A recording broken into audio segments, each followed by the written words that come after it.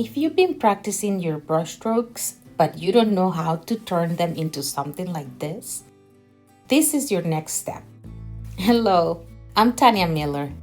If you've been following along, you already practiced with the Daisy practice sheet. You tried painting on a blank page, and you even started working on watercolor paper. And now, this is where things start to feel really exciting. Today, we are going to take everything we've been practicing and turn it into something real. We are going to create a bookmark and a greeting card. And if you want to paint with me, you can download the Daisy practice sheet for free in the description below. And remember, this is about starting to create something that feels yours. Let's start with the bookmark. When we think about composition, it can feel a little overwhelming. But it's actually very simple. It's about where you place things and how you vary them. I'm going to start placing my flower here, a little to the side. You don't have to center everything. If you want to know how to transfer your flowers from the practice sheets to the watercolor paper like I'm doing right now, go to the previous video where I explained 2 ways on how to jump from the practice sheets to paint on watercolor paper. Try placing them, some of them higher, lower, to one side. You're gonna try different ways. You can also do it on a printer paper first. Use the knitter eraser to make the pencil marks lighter. And start following the guides with petals. Slowly, the way you feel comfortable doing it, until you finish the first round.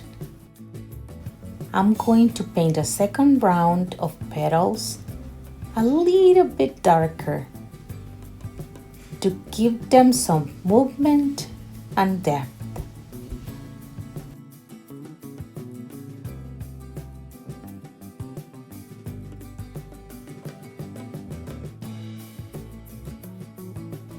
Use the craft dryer or a hair dryer if you want to speed up the process.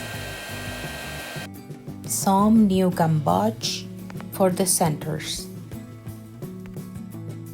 Green color to paint the stems, to end up with the leaves where I see empty spaces.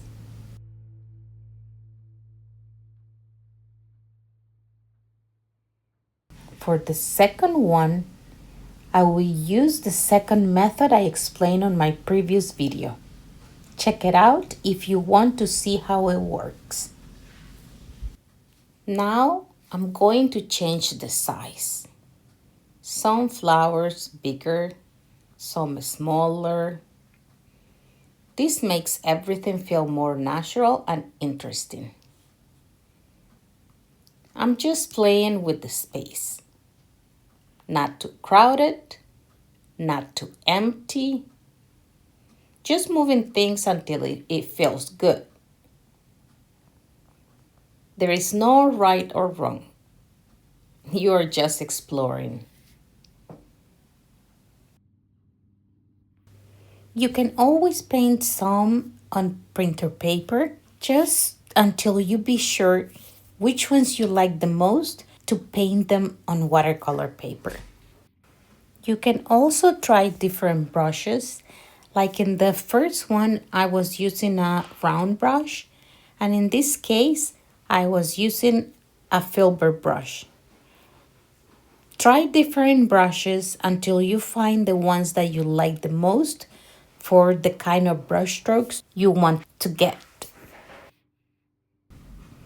I try placing the leaves where I see empty spaces just to get some balance on the composition. But you can try different things. Sometimes I only paint flowers with no leaves, with no stems, only petals and centers. And they look very cute too.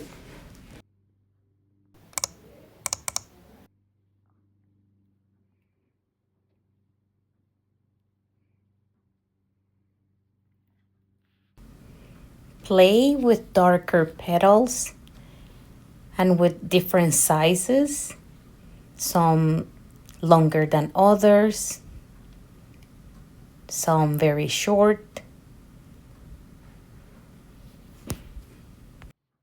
It's amazing how these little things add so much to the finished painting. Don't forget to have fun.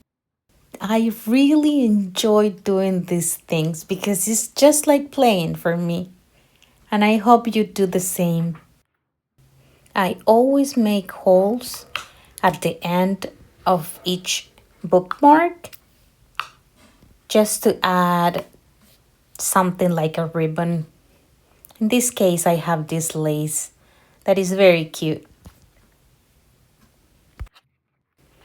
Aren't they cute? I think so. You can gift them too. Oh, I think they are lovely. Now, let's do a greeting card. Same idea, just a different format. You can create a frame or leave space in the middle. If you place something on one side, you can balance it with something smaller on the other. In this case, I'm gonna add some text, so I need that space empty.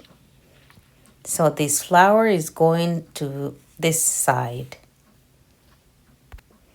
I'm using same transfer method you can see in the previous video. You don't need to fill everything. Sometimes simple feels better. This is actually where things change for me. For a long time, I didn't know how to create compositions, so I stayed in a safe place, copying other artists.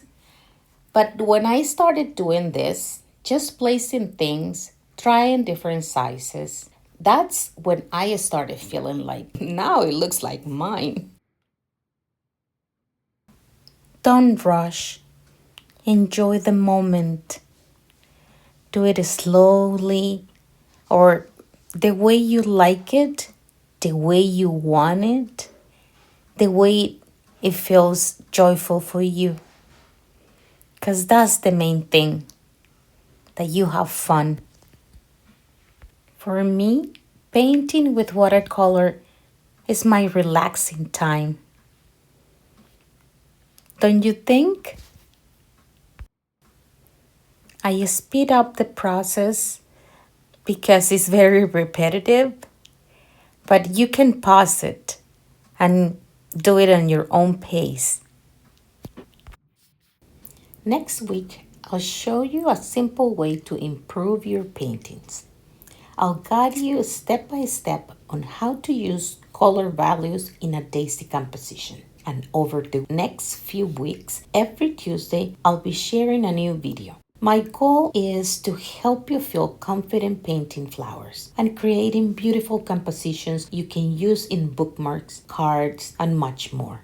We'll go step by step from using the light gray guides on the practice sheets to painting on blank pages to working on watercolor paper and creating your own artwork just like this. So follow along here on YouTube and see how much you can grow when you understand what's possible and how to do it. In the next videos, you'll start seeing how everything begins to come together. And if this is the first video you're watching, go back and watch the previous ones where I show you how to use the practice sheets and how to move from there to a blank page and watercolor paper. If you tried this, I'd love to see what you create. And if there is something you're struggling with or curious about, leave me a comment. All right? Until next time, keep playing.